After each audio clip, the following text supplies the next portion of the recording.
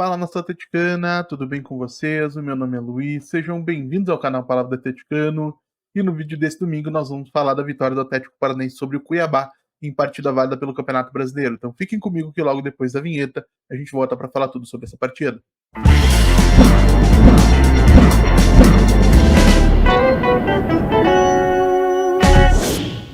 Então vamos lá para falar de Cuiabá 1, Atlético Paranaense 2, partida que teve início às 19 horas deste domingo, dia 28 de julho de 2024, lá na Arena Pantanal, na cidade de Cuiabá, e válida pela 20ª rodada do Campeonato Brasileiro.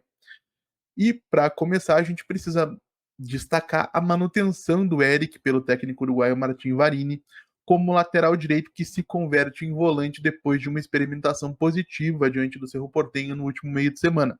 E hoje, mais uma vez, o volante foi extremamente importante. Eric conseguiu acumular 65 ações com a posse de bola, completou 35 passes em 42 tentativas, então 83%, número bem aceitável, e foi ainda responsável pela assistência do gol do Lucas Diori nos minutos finais da partida, que acabaria sendo o gol da vitória do Atlético Paranaense.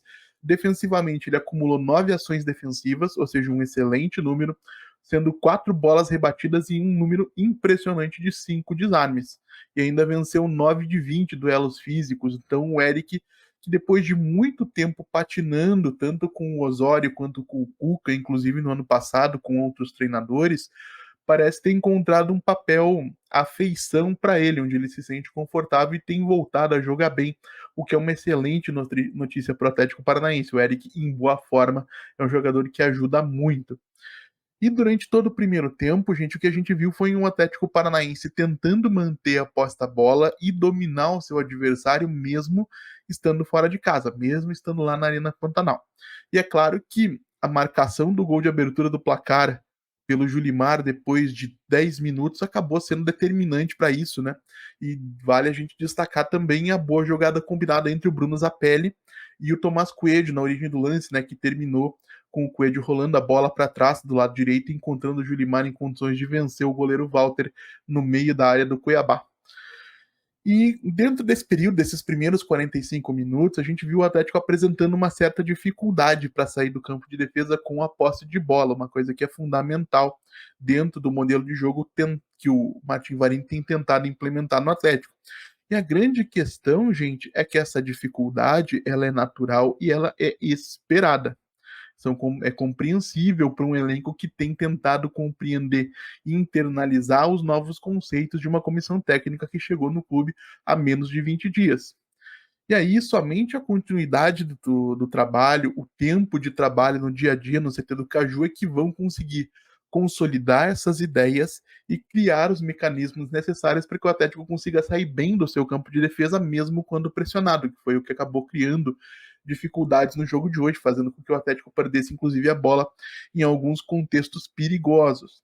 E falando de primeiro tempo, a gente precisa destacar os dois meio-campistas interiores, né, como chamam os hispanohablantes. O Bruno Zapelli, que atuou como enganche, né, como meio atacante, foi importante para a circulação da bola, especialmente no primeiro tempo. Conseguiu ao todo 59 ações com a bola, 35 passes completos em 40 tentativas, sendo 2 passes decisivos. Um camisa 10 argentino que ainda conseguiu um drible e venceu 6 de 9 duelos físicos. É um jogador que vem se tornando importante, vem crescendo de rendimento desde que o Atlético mudou a sua forma de jogar, desde que o Atlético passou a trabalhar a bola com mais qualidade no seu meio de campo. E em comparação, a gente precisa trazer para o bem e para o mal aquilo que fez e que não fez o João Cruz, né, que estreou como titular hoje aos 18 anos de idade. A gente sabe que é um menino em quem o Atlético deposita muita confiança e o torcedor sabe disso. E a verdade é que ele conseguiu participar de maneira positiva em alguns momentos e soube como facilitar a saída de bola do clube em outros, especialmente quando o Eric vinha para dentro e o Coelho não baixava como uma espécie de ala. O João Cruz acabou enxergando muito rapidamente que ele poderia cair para aquele lado direito para se tornar a opção de passe e poder começar as jogadas a partir dali. Então, é um jogador extremamente inteligente, muito bom com a posse de bola, mas que no segundo tempo acabou ficando sumido e que fisicamente foi superado com alguma tranquilidade pelos seus adversários. Ainda é bastante novo, bastante franzino, participou de 5 duelos físicos e não ganhou nenhum. E aí uma coisa que me chamou a atenção, e eu sei que já falei disso aqui em outros momentos, mas acho que não custa a gente reprisar quando o tema é importante. O Atlético tem na sua equipe sub-20 hoje um menino que foi destaque das suas categorias de base, foi destaque das seleções brasileiras de base a cada momento, que é o Dudu Kogitsky, que não tem recebido oportunidades nem sequência para fazer essa transição do futebol de base para o futebol profissional. E eu me pergunto se ele não teria condições de receber minimamente oportunidades, como tem acontecido com o João Cruz, sendo que o elenco tem poucos jogadores para oferecer, tem poucos meio atacantes, poucas opções para o treinador nessa posição tão carente. Né? O Dudu poderia ajudar o Atlético no momento de saída do Bruno Zapelli, por exemplo, quando a entrada do Pablo acaba limando quase que completamente a criatividade do meio de campo. E seria muito ruim para o Atlético perder um momento de fazer a transição de um jogador tão promissor como é o Dudu. E aí, falando um pouquinho do segundo tempo, na minha forma de ver, o Atlético sim fez um segundo tempo pior do que o primeiro, inclusive até bem pior do que o primeiro, mas teve seu desempenho condicionado pela saída do Fernandinho aos 6 minutos, né? Por sinal, um momento um pouco estranho para uma substituição, 6 minutos de jogo. Se era para substituir o Fernandinho com tão pouco tempo, talvez fosse melhor tê-lo substituído logo no intervalo, quando a comissão técnica não perderia uma parada de substituição para tirar o jogador de campo. Tomara que não tenha sido nada físico, né? Na transmissão do Premier, chegaram a dizer que conversaram com o Fernandinho que ele confirmou que estava tudo bem, então tomara que seja isso mesmo. Agora, o que a gente precisa compreender no momento de criticar é que o Fernandinho, dentro do contexto do futebol brasileiro, ele é insubstituível. Nenhuma equipe reúne condições econômicas, financeiras, desportivas de ter um jogador do nível do camisa 5 do Atlético como titular e um jogador de qualidade próxima como reserva. O Fernandinho hoje é titular em qualquer clube do Brasil. Você pode pensar em Palmeiras, Flamengo, em Atlético Mineiro. Você entrega um colete pro Fernandinho, os outros 10 você joga para cima. É tranquilamente um dos melhores jogadores que existem no futebol do Brasil hoje e no futebol da América do Sul.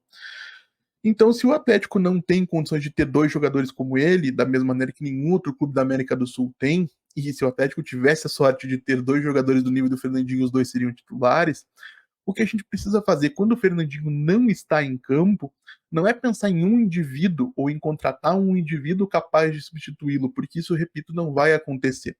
O que tem que acontecer, o Atlético tem que ser capaz de recriar o papel do Fernandinho no coletivo, ou seja, ter uma equipe coletivamente funcional o bastante, que saiba trabalhar a bola de maneira efetiva, mesmo sem a presença do seu volante, do seu camisa 5, do seu jogador tecnicamente mais diferenciado.